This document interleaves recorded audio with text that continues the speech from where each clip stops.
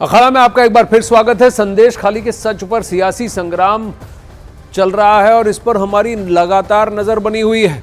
इसी बीच बंगाल से एक और बड़ी खबर आ रही है। अनुसूचित जाति आयोग ने बंगाल में राष्ट्रपति शासन लगाने की सिफारिश राष्ट्रपति से की है। राष्ट्रीय अनुसूचित जाति आयोग की टीम कल बंगाल गई थी। संदेश खाली पर आयोग ने राष्ट्रपति जी को रिपोर्ट सौंपी है।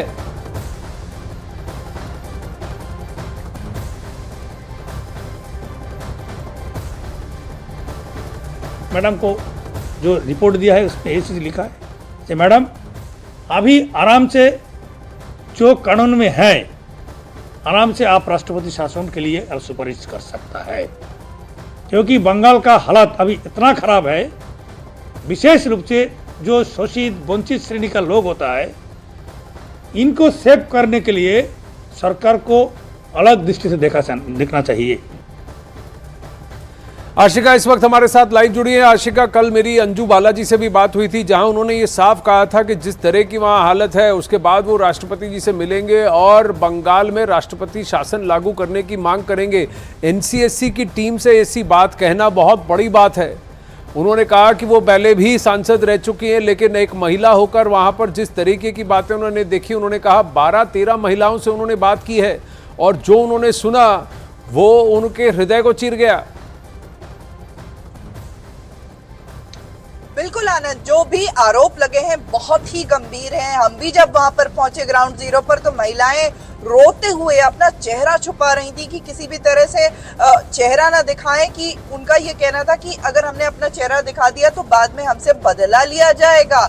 तो डर के साए में वो महिलाएं हैं वहां पर। अभी फिलहाल आज भी जो भाजपा की फैक्ट फाइंडिंग टीम थी उसको जाने नहीं दिया गया, लेकिन ये जो राष्ट्रपति शासन की जो बात हो रही है, ये रिकमेंडेशन, ये बहुत बड़ी बात है अपने आप में। लंबे समय से हिंसा की घटनाएं पश्चिम बंगाल में पहले भी होती रही हैं, लेकिन अब जो घटना सामने आई है, महिलाओं ने गंभीर आरोप लगाए, न सिर्फ जमीन दखल को लेकर के आनंद, बल्कि यौन शोषण का आरोप लगाया है और साफ साफ कैमरे पर सामने आकर के महिलाओं ने ये गंभीर आरोप लगाए। हालांकि इस मामले में एक व्यक्ति को गिरफ्तार जरूर किया गया है, लेकिन प्रमुख आरोपी शेख शाहजहां, उसका तो कहीं ना कहीं साथ देती हुई ये सरकार नजर आ रही है। कल ममता बनर्जी ने भी विधानसभा में ये कहा कि शेख शाहजहां को टारगेट कर ईडी की टीम वहां पर पहुंची थी और उसके बाद ये आदिवासी महिलाओं को भड़काने का काम कर रही है भाजपा और आरएसएस।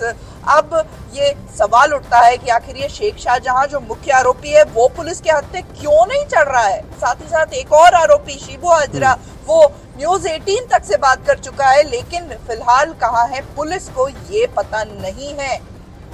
जी आशिका, उन्होंने कहा कि 12-13 महिलाओं से उन्होंने बात की और यही बात हल्दर जी ने भी इसकी पुष्टि की है सबसे। और दूसरी बात इन्होंने ये एक और बात इन्होंने कही, एनसीएससी कमीशन जो है, ये SC/ST कमीशन जो वहाँ पर गया था, उन्होंने कहा कि जिस तरह की प्रताड़ना वहाँ झेली गई है, आप विश्वास नहीं कर सकते कि भारत में ऐसा हो रहा है। और अगर ऐसा बंगाल में हो रहा है, उन्होंने कहा ऐसी की पृष्ठभूमि 2019 में भी उन्होंने देखी है और वो उसके बगल के सोनाखाली इलाके में देखी और बशीरहाट के आसपास के इलाकों में भी उन्होंने देखी और कहा कि ये पहली बार ऐसा वर्णन नहीं हो रहा है, इसलिए वो राष्ट्रपति शासन की बात कर रहे हैं। आनंद, ये बात यहाँ पर कहना बहुत जरूरी है कि महिलाएं जहाँ चेहरा छुपा करके बात करने पर मजबूर है, वहीं कल मुख्यमंत्री ममता बनर्जी ने ये तक कह दिया कि बाहर से लोगों को लाकर मुंह छुपा करके बात कराई जा रही है माहौल बिगाड़ने के लिए।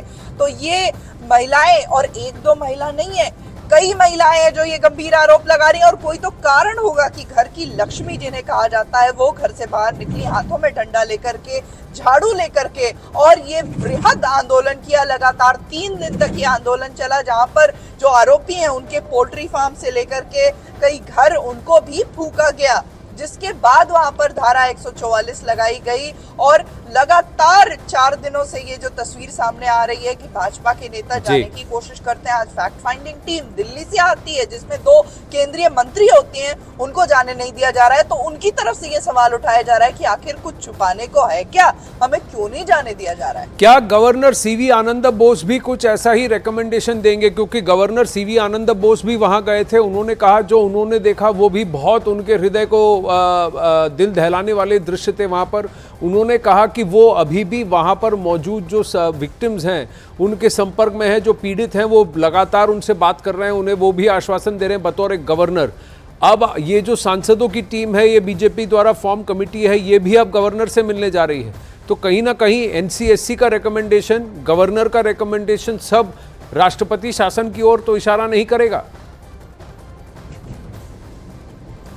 देखिए आनंद, फिलहाल जो परिस्थिति है उसी की तरफ इशारा जरूर कर रही है, क्योंकि ये रिकमेंडेशन, एक SC/ST कमीशन आता है, संदेश खाली जाता है, महिलाओं से बात करता है, उसके बाद अगर ये रिकमेंडेशन देता है तो ये कोई छोटी बात नहीं है, अपने आप में बहुत बड़ी बात है। राज्यपाल CV आनंद बोस वो खुद अपने केरल दौरे में कटौती करके पहुंचे थे और उस समय जो तस्वीरें थी आनंद, महिलाएं उनके पैर पर गिर रही थी, रो रही थी उनके सामने, जिसके बाद उन्होंने राखी बंधवाई उन महिलाओं से और कहा कि मैं आपकी रक्षा करूंगा।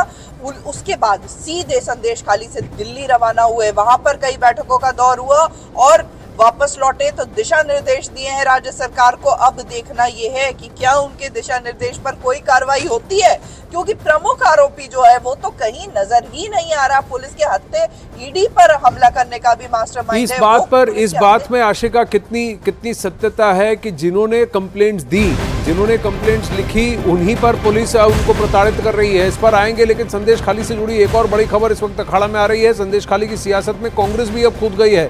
कांग्रेस नेता अधीर रंजन चौधरी भी संदेश खाली के लिए रवाना हो गए हैं। अधीर रंजन चौधरी को भी पुलिस रोक सकती है रास्ते में।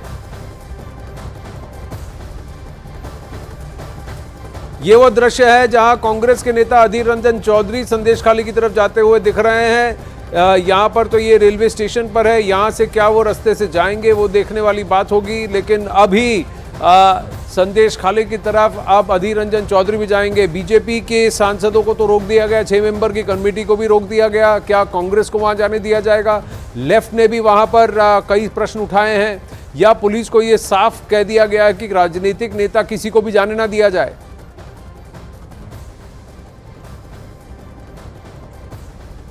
आनंद, देखिए अधीर रंजन चौधरी भी निकले हैं, अभी से थोड़ी देर पहले उनका काफिला गुजरा है यहाँ से और कुछ ही देर में वो पहुंच जाएंगे और उसी बैरिकेड के सामने जहां पर कल शुभेंदु अधिकारी को रोका गया, आज बीजेपी की इस फैक्ट फाइंडिंग टीम को रोका गया और संभव है कि अब अधीर रंजन चौधरी को भी वहीं पर रोक दिया जाए, आगे न बढ़ने दिया जाए। और साथ ही साथ बात करें, अगर इस दौरान, इस एक हफ्ते के दौरान कई ऐसी घटनाएं हुई हैं, कांग्रेस का प्रतिनिधिमंडल आया है, लेफ्ट का प्रतिनिधिमंडल आया है, लेकिन किसी को भी जाने नहीं दिया गया है। सुकांत मजुमदार, उनकी तो तबीयत भी बिगड़ गई धक्का मुक्की के दौरान।